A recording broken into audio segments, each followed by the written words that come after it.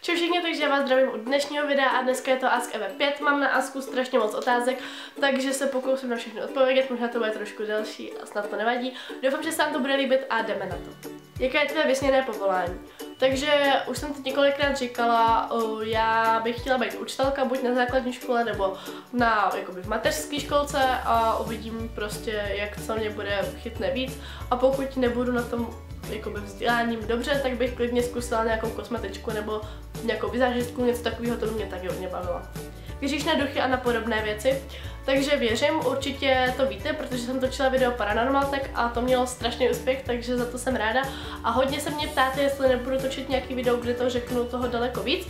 A chtěla bych se vás zeptat, jestli byste to video chtěli, že by třeba mělo i přes 20 minut, třeba půl hodině, fakt prostě mega dlouhý video, kde bych shrnula názor na celkově na duchy, na nějaký ty paranormální jevy, na karmu a takovéhle věci. Nebo docela bych se prostě k tomu vyjádřila, takže mi napište, jestli byste to video chtěli. Jak jsi se dostala k natáčení? Takže to je strašně častá otázka. Dostala jsem se k tomu tak, že jsem koukala na videa a Gedulk mě inspirovala k tomu, abych vlastně natáčela taky videa, takže jsem to zkusila a prostě jestli to půjde, tak to půjde, jestli to nepůjde, tak to nepůjde a docela to jde a hrozně mě to baví, takže jsem to ráda.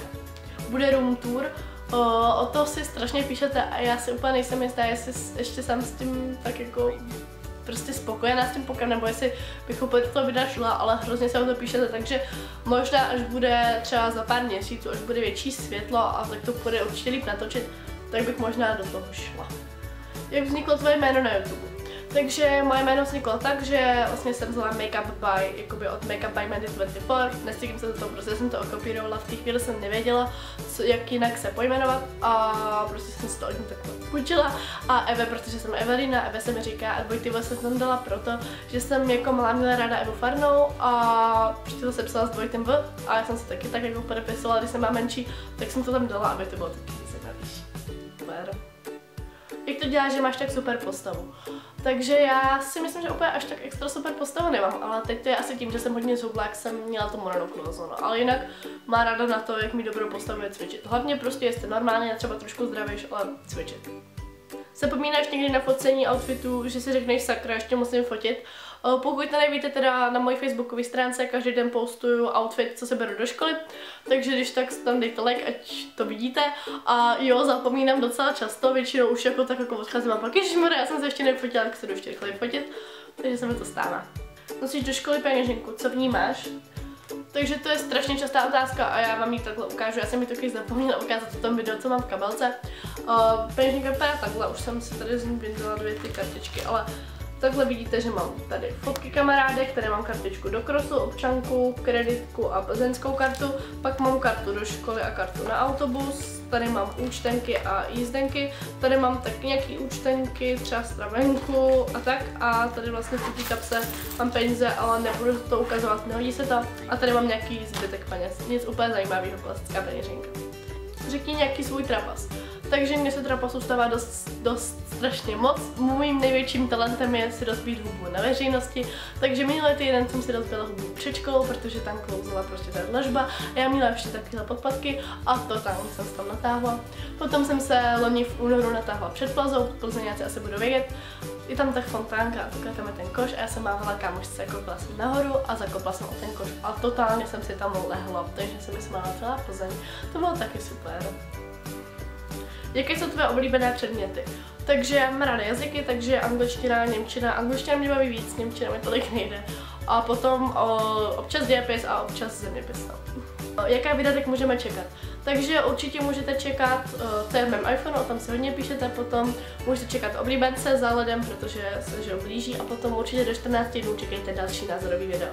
Tady je takhle víc otázek za sebou. Nejoblíbenější země, to bude USA, mým snem je se tam podívat, takže to. Nejoblíbenější činnost to je asi chození ven s kamarádama a pak natáčení. Nejoblíbenější den bude pátek, protože pátek je sice škola, ale máme 5 hodin, což je úplně v pohodě. A pak už se těším na víkend a většinou nějaká akce, takže pátek je super. A nejpříhoda, já nemám nějakou nejpříhodu, já mám jakože oblíbený nějaký příhody, co se mi staly, ale přímo nějakou úplně nejoblíbenější nemám. Kolikáté lavici sedíš? Takže já sedím prostě je nás 33 ve třídě, takže asi si umíte představit, kolik je tam těch lavic a sedím předposlední u okna. Jaké známky ti vycházejí na vysvědčení? Takže na to jste se mě hodně ptali, já se to tady najdu, já si to mám napsaný. Takže angličtina 1 až 2, němčina 2, ITčko 2, děják 3, zemák nevím, podle zkoušení, takže 2 nebo 3, matika 2, fyzika 2, čeština 2, občanka 1, ekonomika 1, PKčko 3. PKčko je psaný číslo 10, to mi nejde. Znáš film Divergence a když tak názor na něj klidně se rozmluv. Takže můj názor na film Divergence je, že ten film se mi strašně líbí. V začátku jsem se na něj úplně koukat nechtěla, ale kamarádka mi řekla, že prostě něj podívám, že je super, tak jsem si ho zapla. Strašně se mi líbil, hodně mě oslovil, hodně se srovnával s Hunger Games a s Harry Potterem nechápu, jak se může srovnávat. Ale s Hunger Games bych to i srovnávala a Hunger Games se mi líbí trošku víc, ale ten film je fakt super a je fakt prostě hrozně pěkný. A docela jsem zvědavá, jestli budu natáčet nebo už se natáčet, teď nevím, ten druhý díl, tak jsem to zvědavá. Nosíš pořád u sebe žvíkačky? Nosím, protože žvíkám strašně často, takže jo. Těšíš se na jarní prázdniny, už máš nějaké plány? Těším se, kdo by se netěšil na prázdniny, ale já o jarních prázdninách nikdy nic moc extra nedělám. Hodně lidí jezdí nahoře a tak, my třeba 1-2krát, 3krát jakoby třeba na Javor nebo tak, ale že bychom jeli přímo někam jako do Alp na týden, to ne, a určitě budu s nějakou kamarádkou, takže já se těším. A poslední otázka, o který se asi dost rozpovídám, je popiš, jak jsi se změnila od 6. třídy.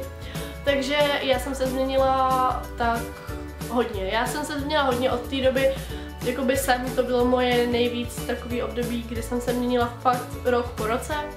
A začnu asi tím, že jsem vlastně bydlela v Plzni, přišla jsem vlastně na jinou školu, přestěhovali jsme se, bydlím teďka 10 km od Plzně a chodila jsem v Plzni do školy, prostě 2 minuty od školy jsem bydlela a teďka jsem chodila na základku, vlastně, kterou jsem měla i celkem daleko, protože vlastně bydlím úplně na druhé straně vesnice, než je ta základka. A přišla jsem tam, bylo to moje rozhodnutí, rodiče mě nenutili, mohla jsem zůstat v Plzni, ale já jsem se sama rozhodla na tu školu jít, protože jsem chtěla poznat nový lidi, chtěla jsem změnu, chtěla jsem něco jiného a strašně jsem ráda za to rozhodnutí, které jsem udělala. Myslím si, že to je jedno z nejlepších rozhodnutí, které jsem kdy v životě udělala. Poznala jsem nový lidi, kdybych tam nešla, tak na té škole jsem nepoznala spoustu lidí, podle kterých bych nepoznala další lidi a 3/4 kamarádů, který teď mám, bych vlastně vůbec neměla. Takže jsem strašně ráda, že jsem přešla, no a od 6. třídy tak změnilo se to, že hlavně můj vzhled se změnil, vyrostla jsem, začala jsem se v 6. třídě, jsem se začala malovat a tak no. Hlavně v 6. třídě jsem na začátku byla dost kamarádská, takže jsem bych řekla během 14 dnů do té třídy dost zapadla a jsem za to strašně ráda. Potom jsem se tam vlastně začala bavit s dost lidma, začala jsem se kamarádit s Luckou, se kterou jsem vlastně byla celou sedmičku nejlepší kamarádka, každý den jsme byli u sebe, dost často jsme u sebe v týdnu spali a v 7. třídě to nám bylo 12, takže to bylo takový barevný oblečení a Million One Direction a všechny tyhle ty věci, hrůza, takže na to taky teda ráda vzpomínám, ale trošku to nechápu, ale každý měl takovýhle svoje léta. Potom v 8. byla pro mě třída, ve které jsem se změnila podle mě úplně nejvíc, protože jsem se vlastně začala bavit ještě úplně s jinými lidmi, poznala jsem vlastně mého nejlepšího kamaráda Vaška, se kterým se prostě bavím doteď, takže jestli se na to koukáš, tak tě zdravím. A začali jsme prostě chodit ven a začala jsem se bavit s jinými lidmi, začala jsem dělat jiné věci a prostě celkově se změnila moje povaha, moje uvažování a tyhle věci. Víc jsem prostě vyspěla taky mozkově, už jsem nebyla až takový prostě puberťák, ale pořád jo. Potom přišla 9, která byla vlastně třída, ve které jsem se nejvíc stresovala. To pololetí od září do ledna, do února bylo pro mě nejhorší, protože jsem hodně řešila známky, nesměla jsem mít na vysvědčení 3 a bylo to dost těžké, protože já nejsem člověk, který se učí, já se neučím a ani na základce jsem se neučila, takže jsem prostě potom občas se musela učit a já jsem člověk, který se učit neumí, já to prostě neumím se učit. A bylo to těžký, hodně jsem se nervovala, z každé známky jsem prostě, když byla špatná, dělala strašně, jako to je strašně špatně. Potom jsem psala strašně testů na matiku, protože mi vycházelo 2 až 3 a prostě ani paní učitelka mi nechtěla dát 3 a já jsem jí hrozně mít nemohla, ona to věděla, že mi nemůžu.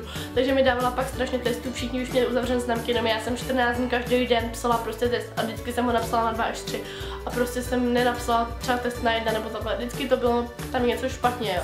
I když jsem se na to učila celý ten den předtím a prostě vždycky to bylo blbě, takže jsem byla strašně vynervovaná. No a pak mě vlastně vzali na školu, chodím na obchodku v Plzni, to se mě taky hodně ptáte a jsem tam strašně spokojená, vzali mě na odvolání, což teda jako byste taky ptáte, no, ale za mě to je důležitý. Na škole jsem spokojená, školu dám úplně v klidu a to se neučím, viděli jste, jaký mám známky na to, že se neučím, si myslím, že to je úžasný.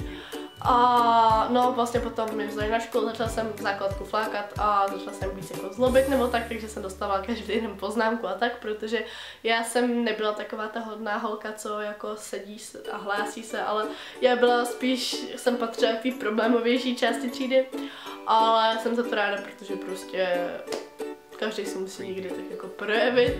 A základka byla fajn, vzpomínám na ní ráda, podle mě nejlepší třída byla 8. To jako třída jsme byli nejlepší kolektiv a mám na ní asi nejlepší vzpomínky, potom v 9 jsem začala půlku třídy nesnášet, protože si mi nemohla vystát, já fakt nemohla ty lidi vystát, já už jsem je nemohla ani vidět. Tak už to bylo takový jako to, ale ke konci už jsme měli prezentaci závěrečného rozlučáka. Rozloučili jsme se v dobrém, bylo to super, takže na tu základku ráda vzpomínám. Potom jsem vlastně v září teďka přišla na obchodku, na který mám skvělou třídu, jsem za ní strašně ráda. Myslím si, že hrozně dobře spolu vycházíme, jako třída, jako kolektiv. Mám tam strašně kamarádů a myslím si, že lepší třídu jsem mít nemohla, takže to jsem fakt ráda. No a teďka vlastně jsem v listopadu chytla mononukleózu, takže jsem měla mononukleózu taky nic moc fajn, ale tak bylo, takže už jsem to přežila. A ještě trošku mám dietu, ale jinak už jsem jakoby naprosto ve formě.